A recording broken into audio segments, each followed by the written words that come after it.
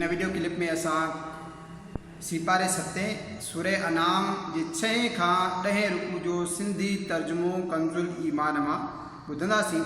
बिस्मिल्लाहिर रहमानिर रहीम।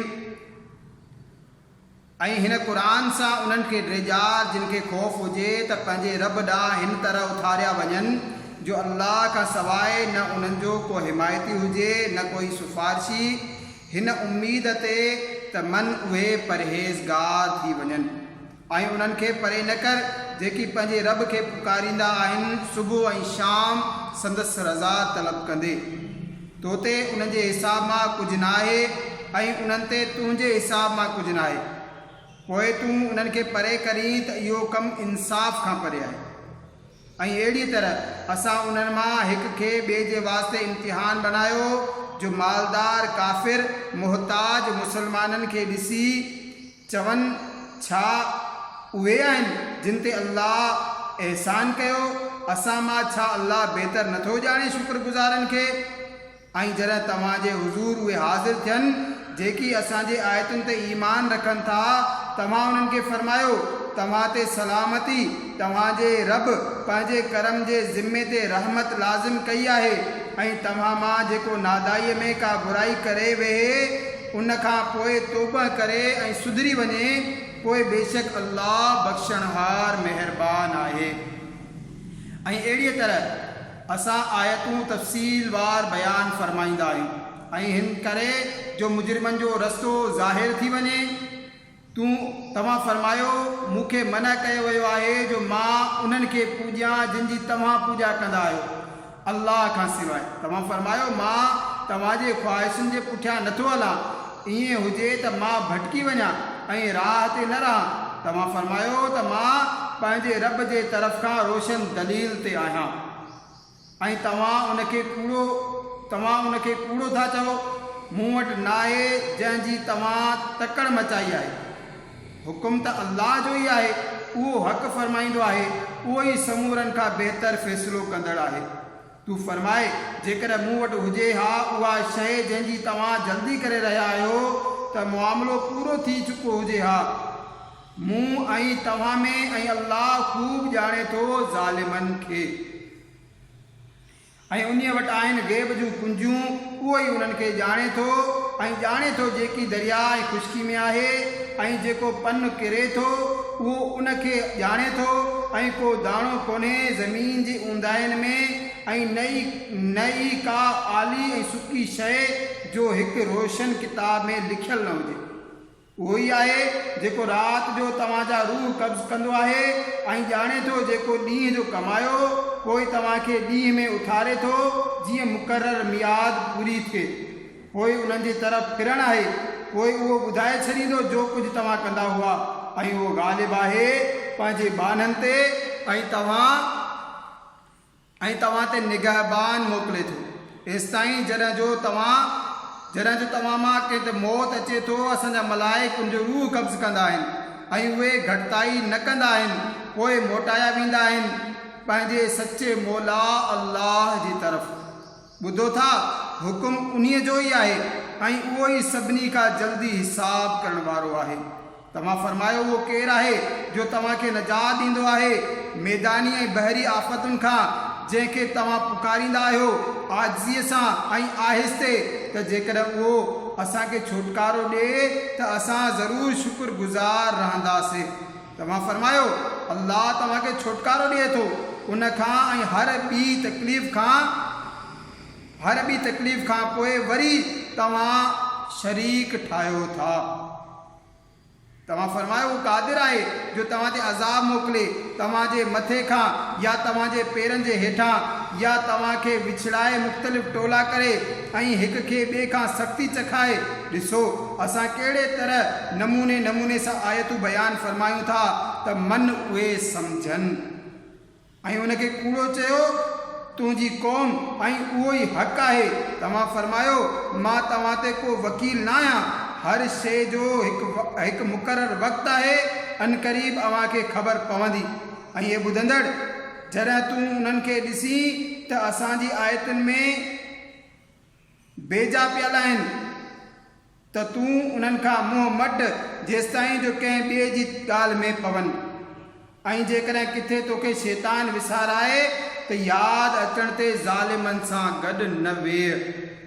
ऐं परहेज़गारनि ते उन्हनि जे हिसाब मां कुझु बि न आहे। हाओ नसीहत ॾियणु शायदि उहे बाज़ अचनि। ऐं उन्हनि खे छॾे ॾे जिन पंहिंजे दीन खे रांद रूंद सम्झियो आहे ऐं उन्हनि खे दुनिया जी ज़िंदगी फ़रेब ॾिनो। ऐं क़ुर सां उन्हनि खे नसीहत कर मतां का जान पंहिंजे कए ते पकड़ी न वञे।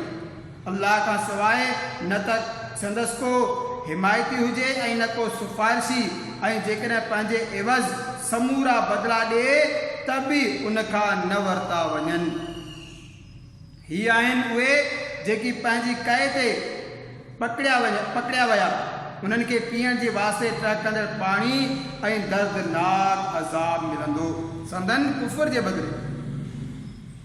तव्हां फरमायो छा असां अल्लाह खां सवाइ उनखे पूॼूं जो न त असांजो भलो करे न बुरो ऐं पोइ पहिरें मोटाया वञूं हिन खां पोइ जो अल्लाह असांखे वाट ॾेखारी। उन वांगुरु जंहिंखे शैतान ज़मीन में भटकाए छॾियो हैरान आहे संदसि साथी खेसि राह जी तरफ़ सॾे रहिया आहिनि त हेॾे अच। तव्हां फरमायो त अल्लाह जी हिदायत ई हिदायत आहे।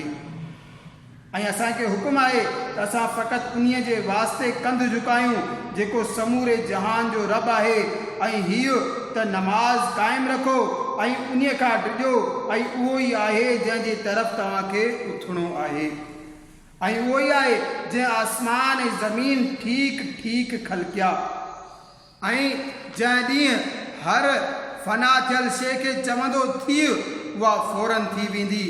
उन ॻाल्हि सची आहे उन जी ॻाल्हि सची आहे ऐं उन्हीअ जी बादशाही आहे।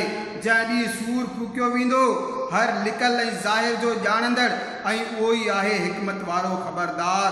ऐं यादि कर जॾहिं इब्राहिम पंहिंजे पीउ आज़र खे चयो त छा तूं बुतनि खे ख़ुदा बणाई थो? बेशक मां तोखे ऐं तुंहिंजी क़ौम खे खुलियल गुमराही में ॾिसां थो। ऐं अहिड़ी तरह असां इब्राहिम खे ॾेखारियूं था समूरी बादशाही आसमाननि ऐं ज़मीन जी। ऐं हिन करे त उहो ऐनुल यकीन वारनि मां थी वञे। ऐं जॾहिं उन ते राति जी ऊंदाही छाई त हिन तारो ॾिठो चवणु लॻो हिन खे मुंहिंजो रब ठाहियो था। हिन खे मुंहिंजो रब ठाहियो था। जॾहिं उहो लही वियो चयाईं लही वेंदड़ मूंखे पसंदि न आहिनि। ऐं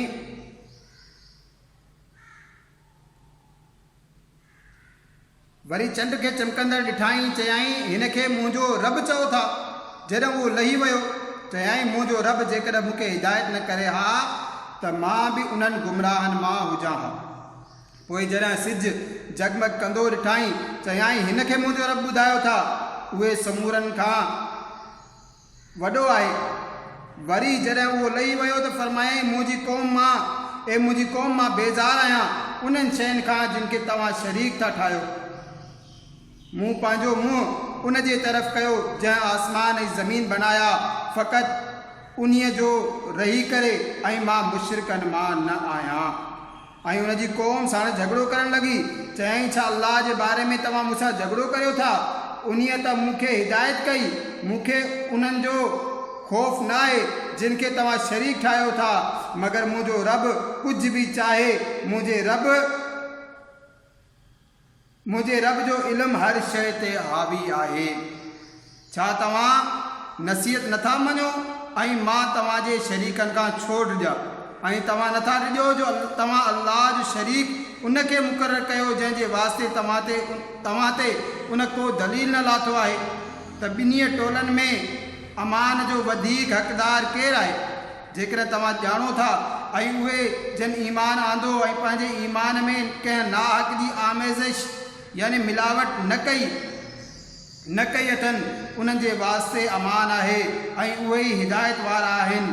ऐं हीअ असांजो दलील आहे जेको असां इब्राहिम खे संदसि क़ौम जे वास्ते ॾिनो। असां जंहिंखे वणे केतिरा दर्जा बुलंद कयूं। बेशक तव्हांजो रब इल्मु ऐं हिकमत वारो आहे। ऐं असां खेसि इसहाक़ ऐं याकूब अता कया उन्हनि समूरनि खे असां राह ॾेखारी ऐं उन्हनि खां अॻु में असां नूह खे वाट ॾेखारी ऐं उनजी औलाद मां दाऊद ऐं सुलेमान ऐं अयूब ऐं यूसुफ ऐं मूसा ऐं हारून खे ऐं असां अहिड़ी तरह सिलो ॾींदा आहियूं नेकनि खे ऐं ज़करिया ऐं यहया ऐं ईसा ऐं इलियास खे उहे समूरा असांजे कुर्ब जे लाइक़ु आहिनि ऐं इस्माइल ऐं यस ऐं यूनुस ऐं लूत खे ऐं असां हर हिक खे संदसि वक़्त में समूरनि ते फज़ीलत ॾिनी ऐं संदन अबनि ॾाॾनि ऐं औलाद ऐं भाइरनि मां किन खे ऐं असां उन्हनि खे चूंडे वरितो ऐं सिधी वाट ॾेखारी।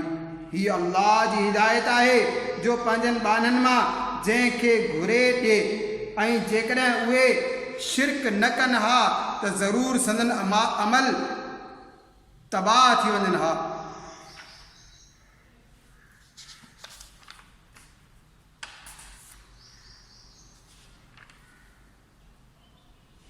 जिन खे असां किताब ऐं हिकमत ऐं नुबूअत अता कई पोइ जेकॾहिं उहे माण्हू उनजो इनकार कनि त असां उनजे वास्ते हिकु अहिड़ी क़ौम खे मुक़ररु कई आहे, हिकु अहिड़ी क़ौम मुक़ररु कई आहे जेका इनकार वारी न आहे। उहे आहिनि जिन खे अल्लाह हिदायत फरमाई त तव्हां उनजे तूं उन्हनि जी वाट हल। तव्हां फरमायो मां क़ुरान ते तव्हां खां का उजरत नथो घुरां, हू त न आहे मगर नसीहत समूरे जहान जे वास्ते।